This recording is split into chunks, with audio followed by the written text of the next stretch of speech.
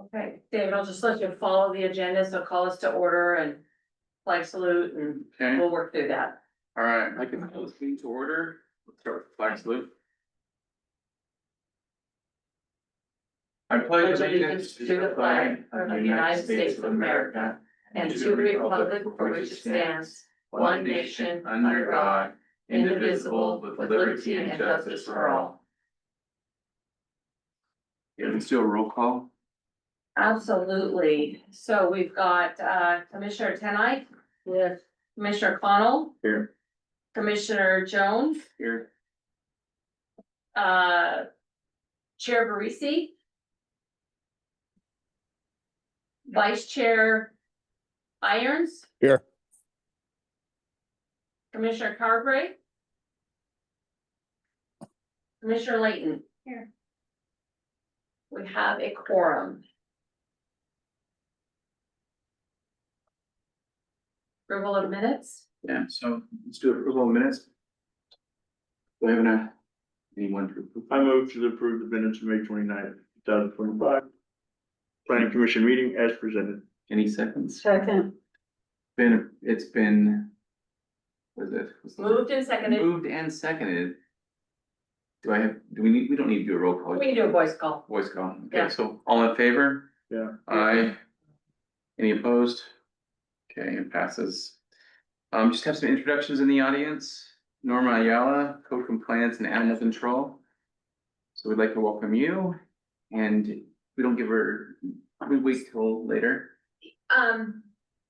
So I just wanted to give her just a couple of minutes just to give you a little bit of the insight into what she's doing. She's been on the job for 6 months well, part-time temporary for a while, full-time for almost 6 months. April, the beginning of April. April, has it only been that long? Yes. Oh my God. You can step to the microphone so we can hear you, or so the audience can hear you. Okay, so what I've been working on, the last couple of months have been, abandoned vehicles.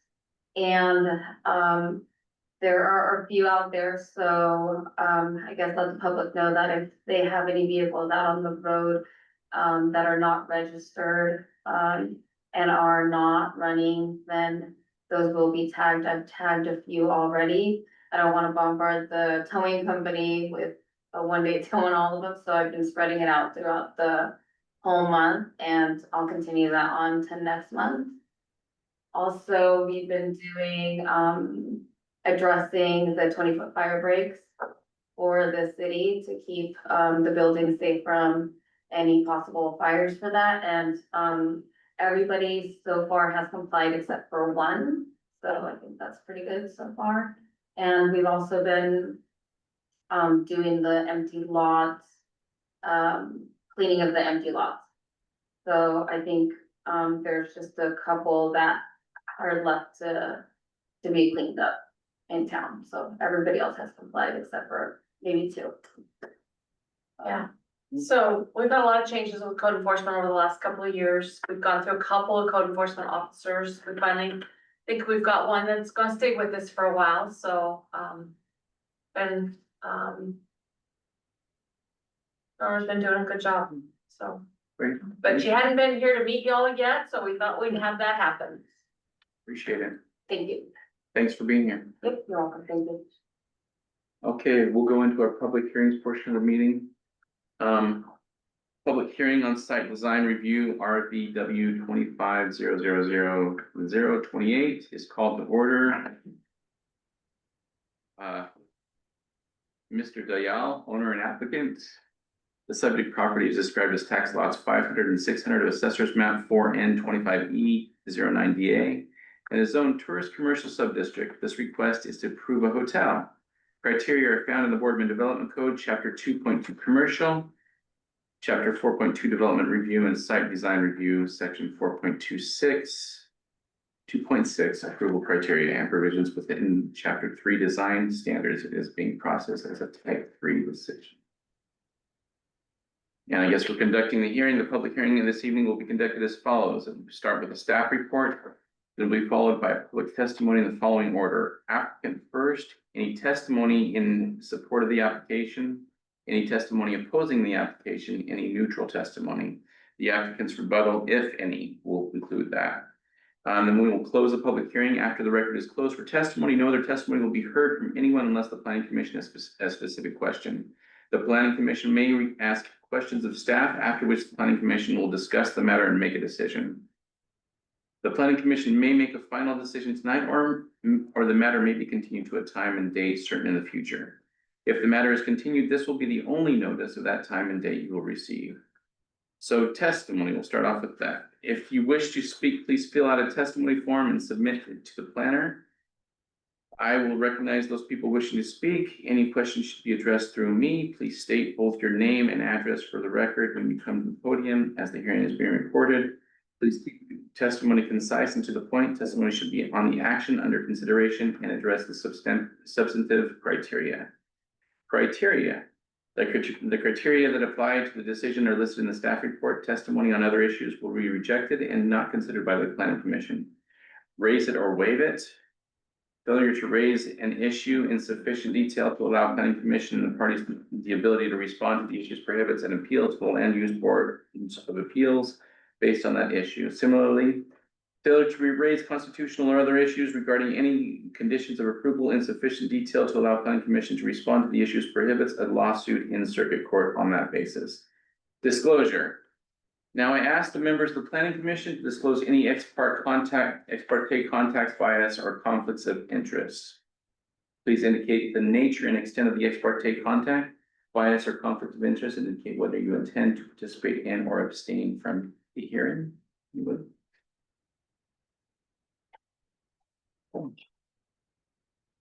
Does anyone in the audience wish to challenge the planning commissioner's impartiality? Seeing none. Staff report. Principal Planner Stephanie Case will now present the staff report. Thank you. The request in front of you tonight is for an 84-room extended stay hotel and the associated maintenance shed and other items associated with it that are on site. This property, as you may all recognize, it is the previous site of the dog park. At the present time, it is bare except for some fencing and some landscaping that will be removed. Of note, this hotel will be built across the property lines. It is two pieces of property that sit next to each other. That is allowed through Oregon State building codes.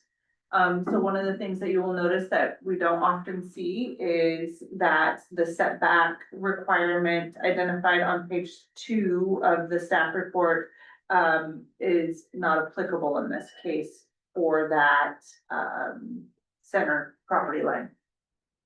There is an easement that's identified on the site plan that runs through the middle there that is in the process of being vacated. There is a hearing for that next week in front of city council, so that would not be applicable to that anymore. Included with the application, the applicant provided a narrative, a site plan, and a trip generation letter. That trip generation letter indicated that further traffic analysis is not necessary to comply with the development code or the transportation system plan.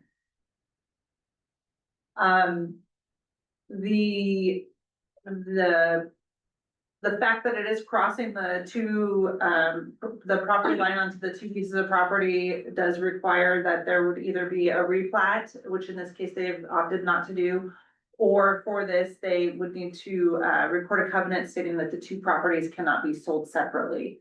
And that would carry on with the land for any future owners and remain in effect until either a replat is accomplished or until the property is redeveloped. So that would be listed as a condition of approval.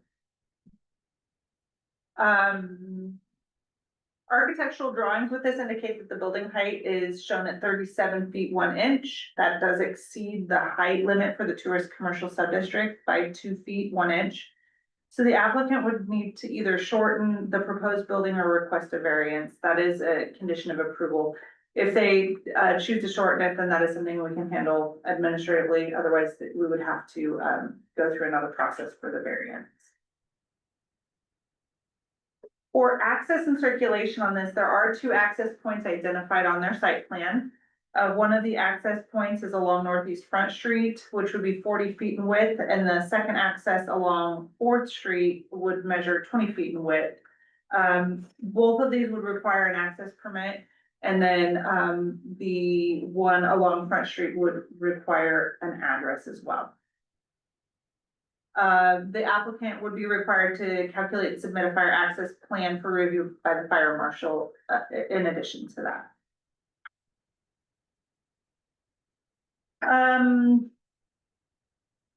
A landscaping plan would need to be submitted, that we don't have that at this present time, it would need to be submitted prior to the issuance of a development review. That is a condition of approval that we've noted as well. As far as, parking for this, as identified in the site plan and the narrative, they have met the parking requirements as required, including bicycle parking. So as long as it is developed as proposed, those standards have been met. And lastly, during the site team meeting, the fire marshal did request additional fire hydrants be installed. And with that, those fire hydrants would be installed along the back perimeter of the subject property. So the perimeter easements that are shown on there would remain, would be retained for that purpose. On page 10 of the staff report, or 13 in the box down here, that's where the planning official recommendation is to recommend approval of the request subject to the conditions of approval noted on that page and then on the back of that page. There are 13 conditions of approval that are recommended with this. Attached to this are the vicinity map, some conditions maps, site maps, the trip generation letter, and the narrative. So on that site map, you will notice that that easement is identified in the center of the plan that would be vacated. So I think that would conclude the staff report. If you have any questions for me, I'd be happy to answer them. Any questions? Council? Is 4th Street, that's obviously a new street. Well, there's a stub there now. It's the street that serves the Safe Center expanded parking lot. They're. Right, but it only goes down, I mean, it's not really a through street. It is not today. It probably will be sometime in the next 18 months to 3 years. So it doesn't necessarily coincide with the construction of this, which doesn't allow it to be a secondary access, right? Because you don't have access to the other end of it. No, 4th is paved.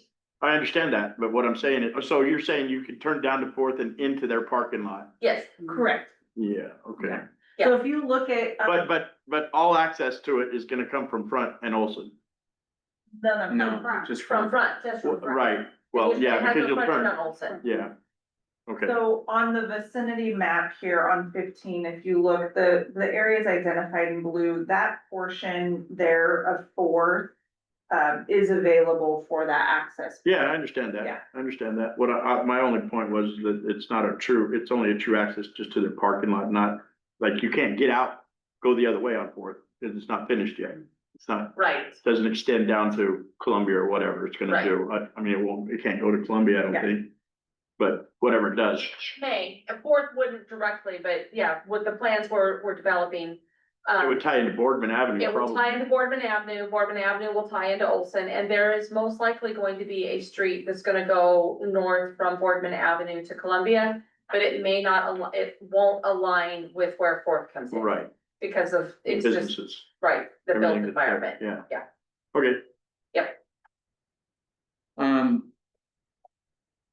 so they'll lower the height of the building 2 feet, that's not a big deal, right?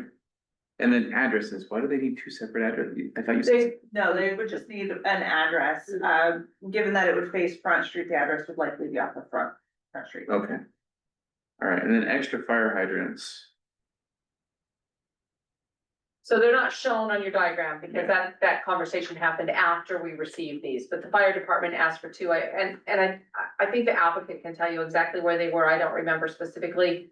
But if you look at one of those site maps, there's easements all over this property.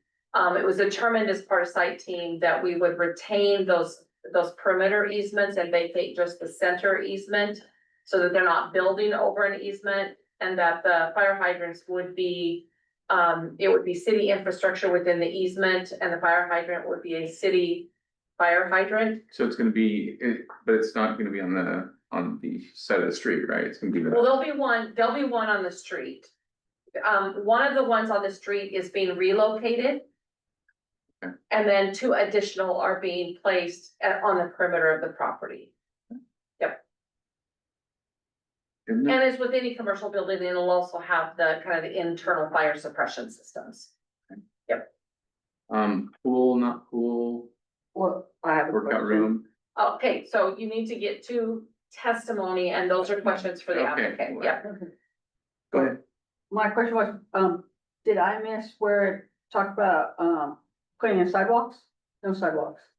So, I didn't, talk about that during my staff report, but sidewalks are identified on page. No. Page 5 of the staff report, or 8 in the gray box. So there would be, sidewalks, they are listed in their narrative and site plan internally for their system of pathways. It is required that they meet the design standards for the development code. The city is also going to be going in and redeveloping, that portion of Front Street. Front Street along there. So, a portion of that will be happening in coordination with that project as well. So they'll just do it on their section of front Yes. and their section of forward. The city is planning on, I mean, this is not specific to this particular property, but the city's, we're getting used to this. Last year, we did, Columbia and, we did, southeast first and front. This year, we're doing southwest, front and first, and Oregon Trail and South Main. Next year, we'll be doing northeast front. And possibly some other streets. So, when that section of northeast front happens, the design standards from the city's perspective are gonna be very similar to what we're doing on South Main.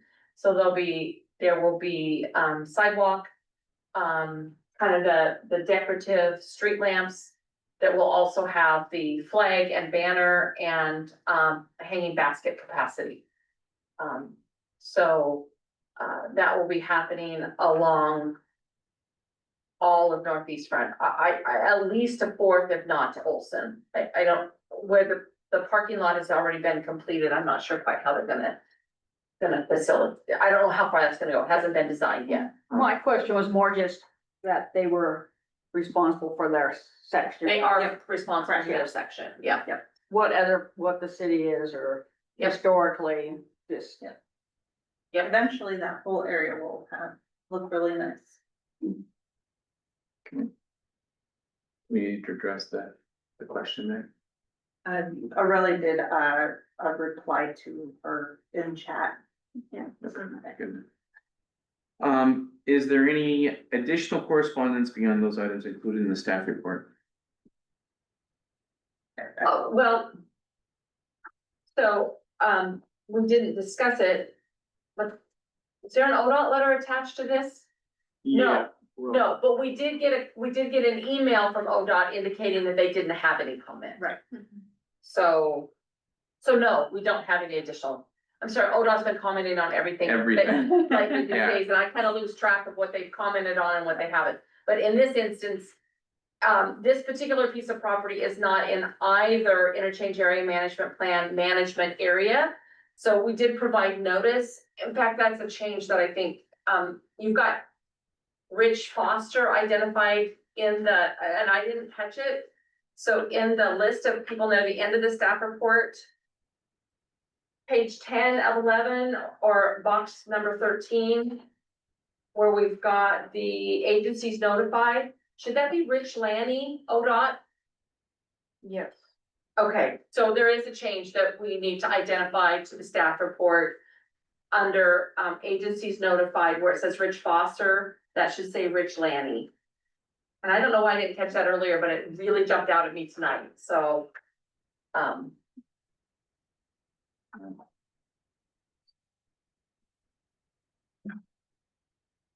Okay, anything else?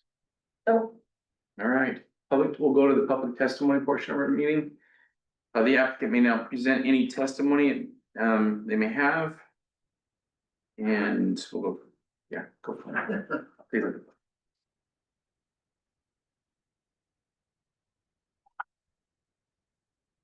Yes, my name is Dave Lorenzen. I'm the CK3, with CK3. I'm the engineer, civil engineer on this project. I think staff report has covered most anything. I guess the answer to the question, the two, fire hydrants are both in the north, east and northwest corners of the property in those easements. So if the fire truck pulled in fourth, they could access it through the driveway. And then there's one in the back, if you look at the site plan, kind of back by that shed.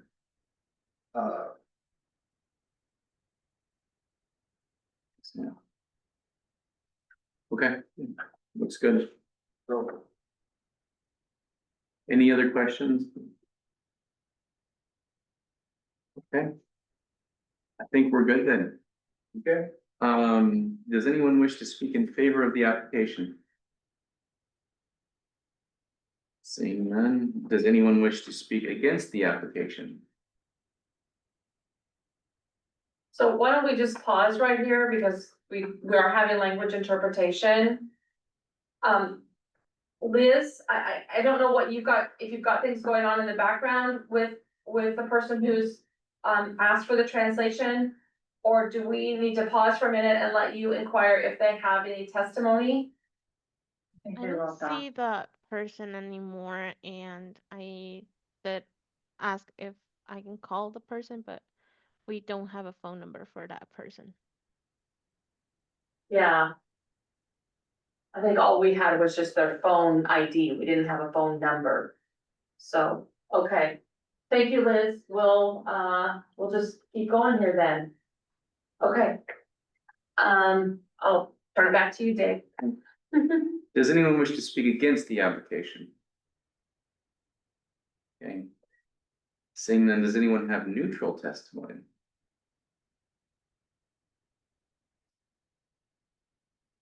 And does the applicant wish to provide rebuttal, which to nothing? Okay, close hearing. The public testimony portion of the hearing is now closed. Staff response to testimony. Does staff need to respond to a question or issue raised by the testimony? Not that I know of them. I think we're good. Does the planning commission have any questions of staff? Seeing anybody online? Sam? I have none. Okay.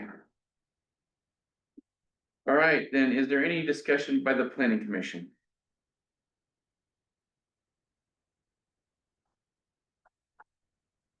Nothing?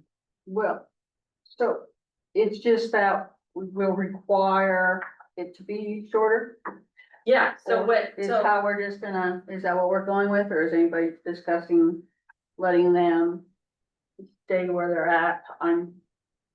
Would opt that they should be, 2 feet shorter, but. They'd have to, they need to put in a variant, right, or Correct, so they can either submit separate plans that show them 2 feet shorter to meet the standard as they've applied for now. Otherwise, they would need to apply for a variance, which would be a separate decision. So at this time, what's in front of you would be, they cannot, go 2 feet higher Unless they make those unless changes, they make those changes and submit that application. which 2 feet is not too big of a deal. They probably have 10 foot ceilings, my guess is. So going 2 feet So- lower is pretty easy. it might be easy, it might not be cheap. I would think just Actually actually for a be cheap. variant would be the easiest way to do it and to stay where they're at. And that would be up to the applicant if they wanted to do that, but we would have to process that separately, the variance. I would think 2 feet cheap, 2 feet less would actually be cheaper for them, because it's less building materials. So, Unless everything's already designed for the other. I'm not the architect Right. on the project. What's the height of the sleep in? I don't know, and, I've not gone looking for the actual decision documents around that. And that was. Well, everything that's been designed and done to this point, is that at our height requirement, or is it the 2 foot higher? For This right here. for this. So, so this was a three-way, staff report. So Aurelie started it and then I worked on it for a while and Stephanie kind of finished it. I hadn't really thought about the height requirement, and as I was working on the staff report, I actually pulled up the architectural drawings and went, what is it telling me on the architectural drawings? And that's when I looked at it, went 37 feet, 1 inch, code, 35 feet. And so that's when I incorporated that information. So, I just hadn't really paid close attention to the architectural drawings. You know, I looked at them from the perspective of, oh, yes, they're pretty. And, oh, yes, they have some variability, but I hadn't looked at it from the perspective of height. Right. So, it's just something that I hadn't really considered up to that point, but we do have a standard, and again, they have two paths. They can submit new architectural drawings that meet the standard, or they can come, if they wanna build what they've designed, then they're gonna need to come back in and apply for that variance. The variance is fairly simple. Right. It's just. That's why I asked where we were at, or what they had done to this point to our standard, or to this 2 foot difference. So if yeah, everything's designed to the 2 foot difference, why wouldn't they just come and ask for the variance instead of changing all of their designs and? Right, and they can keep moving through the process, I mean, Yeah. there's still things they can keep doing. As they make that decision to either redesign or submit the variance. I did look at our simplest variance that we have, it doesn't meet that, so they're gonna have to apply for probably the C, the third one, and that's the one that does actually come back to you guys. So, because of the level of discretion, it's out of our hands as staff, and it comes back to you guys. Can we let Mr. Lawrence? Yeah. Kind of in this process, when they selected the architect, I did forward to him your requirements on your height requirements. So I think maybe there's an interpretation that the architect has, which may be different or maybe incorrect. I'm not sure who's correct. I didn't do the interpretation. Well, and if he looked at the commercial standard versus the tourist commercial standard, he may have gotten a different answer too. And that could be what happened. Yeah, so, the tourist commercial standard is more restrictive than the commercial standard. Okay. So. Yeah. And I can't answer the reason for that, I mean, the code's 20 years old, so I wasn't around when it was adopted, so.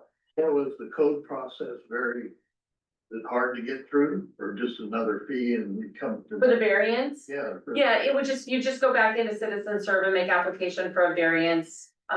We would do notice, you'd be back here in front of this body, so. Yeah, I think they're planning for the most of the construction. Not, trying to get the foundation in this year and then finish construction next year, so. they're probably There's plenty of time, so, and if the architect says, I can't make it any shorter, the variance is gonna take you 45 to 60 days, Okay, so. Very doable, and again, you could be working on the other conditions while you're doing that as well, and we'll probably get to development review at about the same time you would get your variance approval, would be my guess. okay. Yep. Any other questions or comments from the planning commission? Then is there a motion?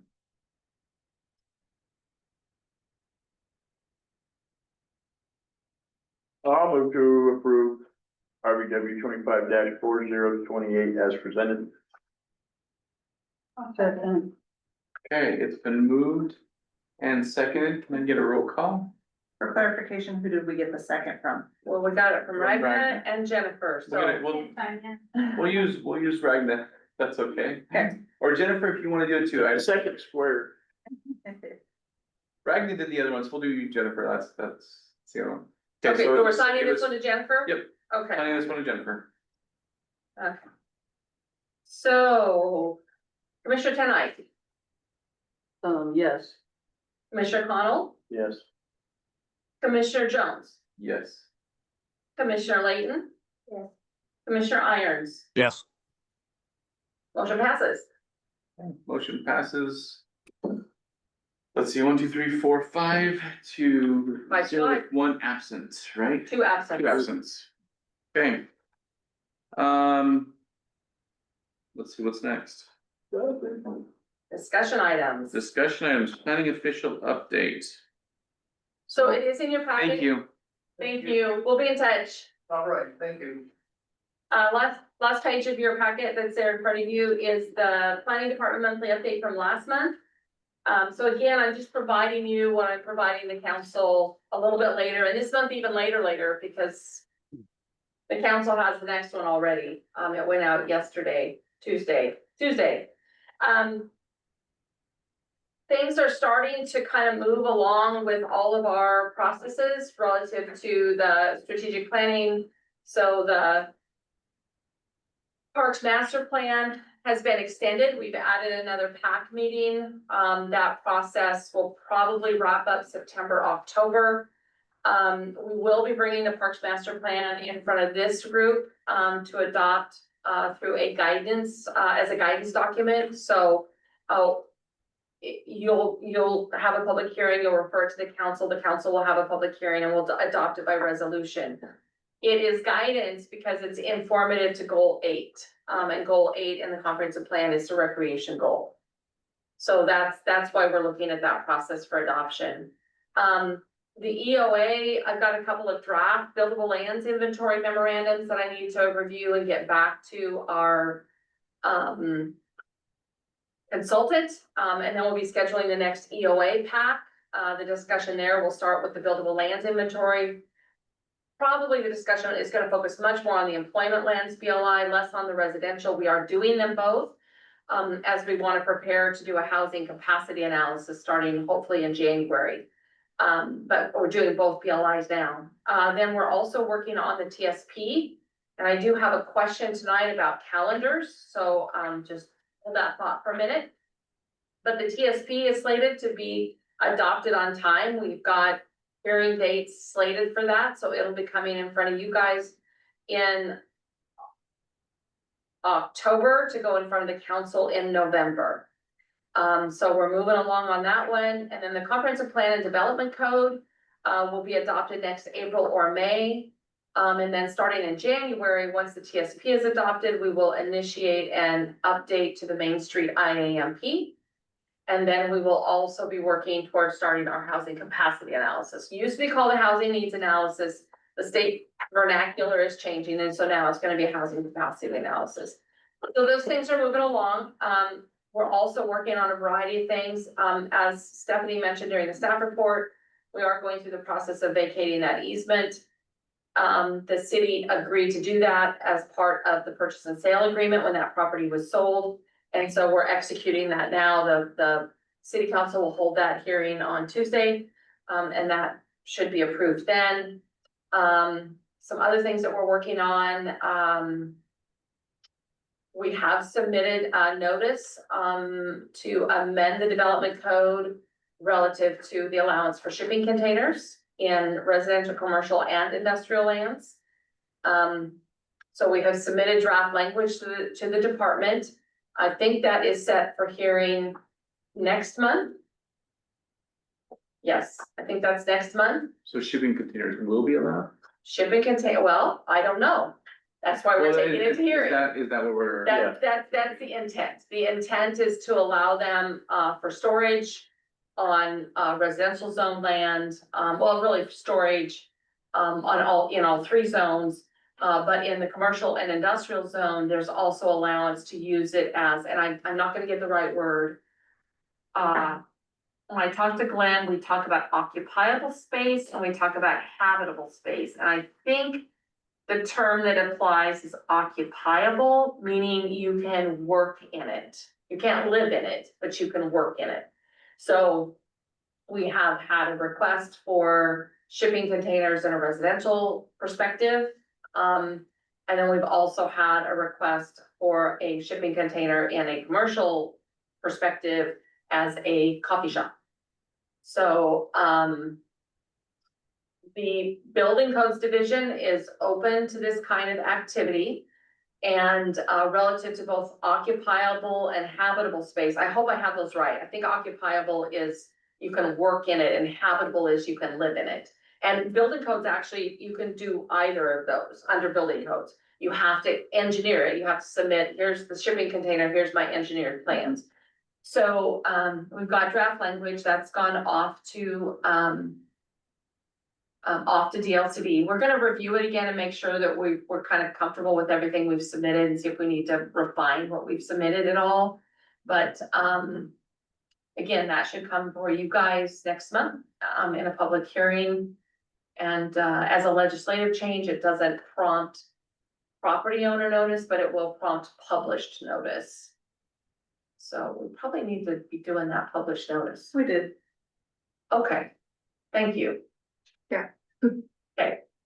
The So hearing is scheduled for, July 17th, right? I think so, yes, yes. So my question to you guys from a calendar perspective for the transportation system plan. It also has to be adopted by the county. So it'll have to go through a comparable hearings process with the county, both their planning commission and their board of commissioners. And we have a grant closeout date of December 19th, so we're targeting the 18th of December. The grant scope of work has the consultant leading a joint city-county workshop. And so we're working, I've reached out to Tamara at the county. And we are trying to organize a date where their planning commission, our planning commission, their board of commissioners, our city council, and I don't need a quorum of any of them. This is a work session, but I'm hoping some of you all will show up. And he'll just walk everybody through the TSP. Now, you guys have had the benefit of going to 2 different joint workshops with the council. So you've been able to get those updates. And if you didn't make those or weren't able to attend, the PAC meetings and those joint work sessions are available and the video is available. I think I missed one TSP PAC meeting, but there's video for all the rest of them as well as the 2 joint work sessions with the council. But the date that we've targeted is August 26th. And somebody's gonna say what day of the week that is, and I don't know. Tuesday. Is it a Tuesday? Mhm. How do you know that so fast? It's a Tuesday. The calendar. So it's a Tuesday, August 26th.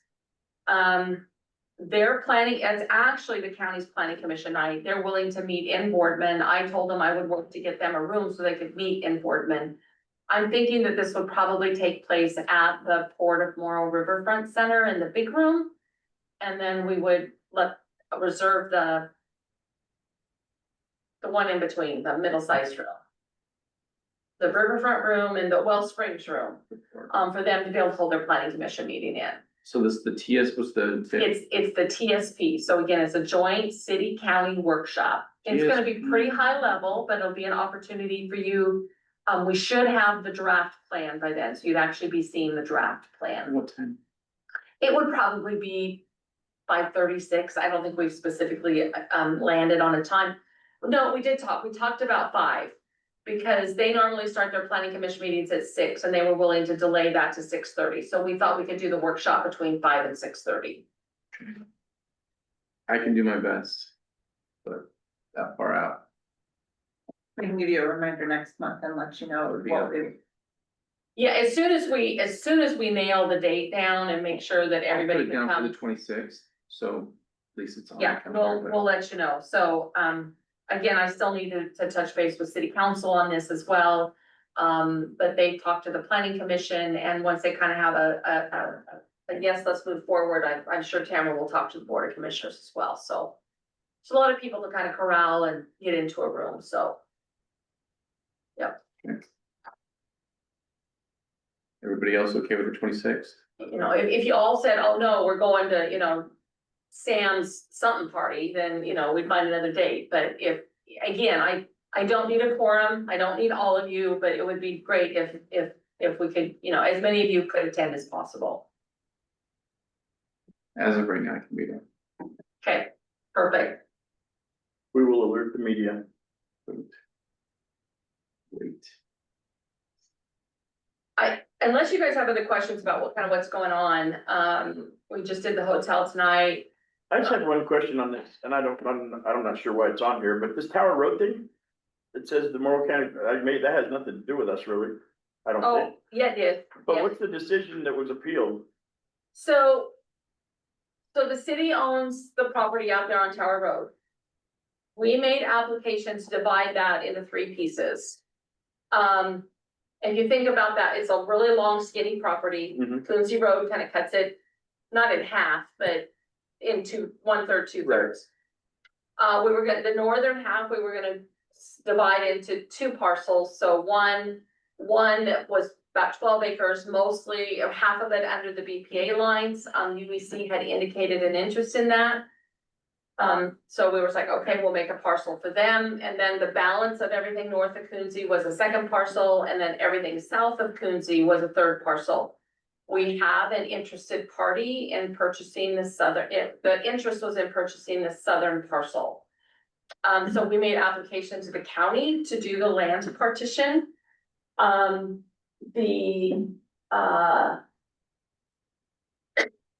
Should have been a staff decision. For whatever reason, they took a long time. They finally decided to put it in front of the planning commission. The planning commission hearing happened. We supplied comments, we testified. The decision was not favorable to us on a particular issue. So we appealed that decision to the Board of Commissioners. We resolved that issue. Our attorney got involved, worked with the county's attorney. We resolved the issue that was troublesome for us. The Board of Commissioners issued a decision. Jim Doherty testified at the planning commission hearing, which got continued. They did not testify at the second one. Kelly Doherty, testified at the appeal hearing in front of the Board of Commissioners. And she then appealed the Board of Commissioners decision to the Land Use Board of Appeals. Appealing what, the okay of it? Yeah, she appealed the decision to divide the land. Because it's by their property.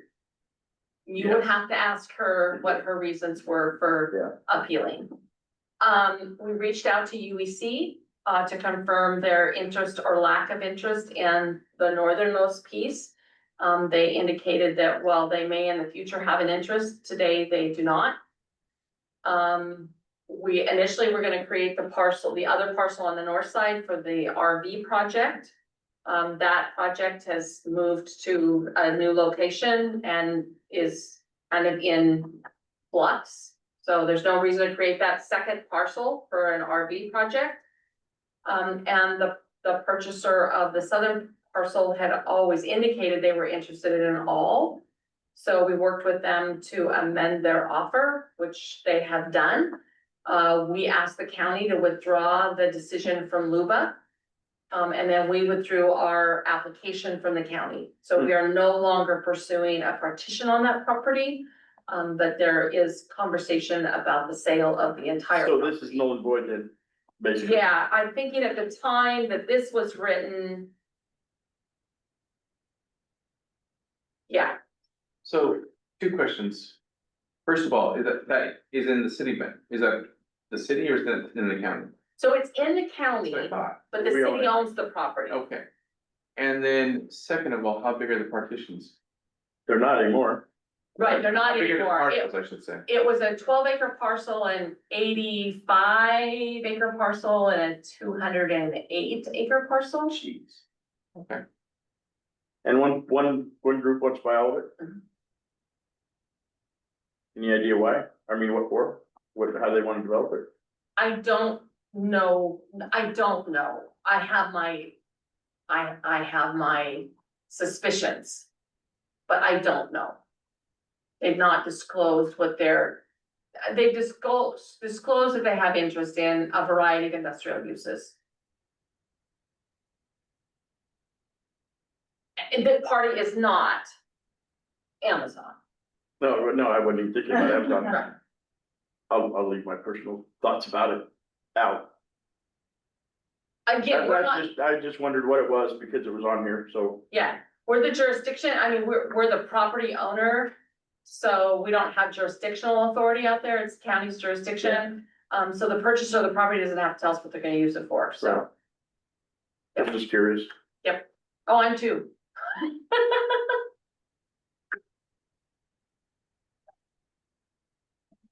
Okay. Is that everything, Carter?